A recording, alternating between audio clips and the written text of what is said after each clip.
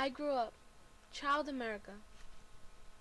Alfred called out for the blonde-haired child, who was somewhere in Arthur's huge house. You were supposed to care for the little child while Arthur was out, and you promised him that you'd take care of his little brother. Arthur had told you that he was nothing but trouble, but you never knew he'd be in this much trouble. Letting out a sigh, you carried on your search. Alfred, you called out once again, only to have no response back. Where is that child, you thought to yourself, as you had checked almost everywhere the small child would be. No, not one sign of him showed up. You shook your head in thought, and carried on to find Alfred. This was very bad. If Alfred was lost, and Arthur knew he was lost, you would be in big trouble. You began to feel a bit scared and began to panic a bit as you felt to feel rushed. You were caring for the child ever since he was a baby, and losing him here would perhaps be the end of you. You always considered Alfred as a considerable, adorable little brother, or perhaps even your son. He always knew how to light up your world whenever you were sad or not feeling well. You would never forgive yourself if Alfred got hurt or had been kidnapped because of you.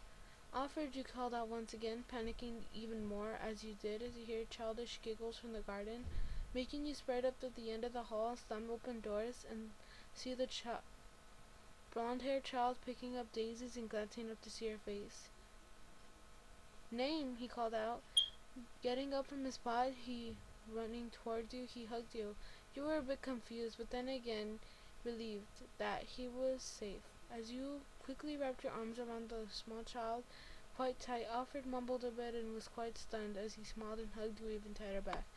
Alfred, never do that again, you scolded, as he was a bit stunned and looked at you, a saddened look on the verge of tears. You felt a bit guilty, but his adorable puppy eyes were going to let it to you now. Never leave my side, you hear me? You don't know how much trouble it was to find you, you yelled, making him stare at you wide-eyed and say a single word. You began to speak again. If you were lost, I wouldn't know what to do.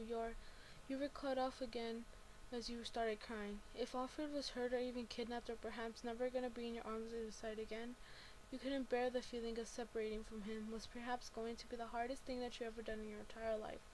Alfred stared at your crying face and went on his tippy toes and kissed your tears. Huh?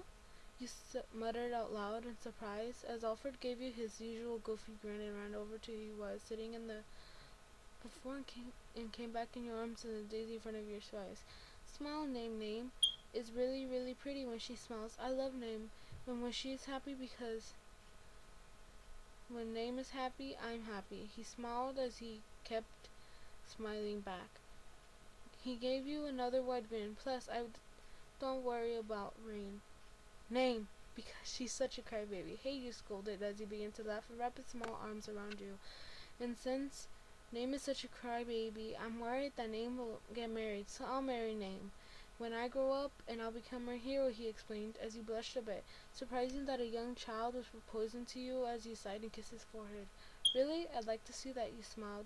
Alfred smiled back at you, kissing your cheek, and as the both of you headed back into the house. Who knows? Name, perhaps you might grow up to become your only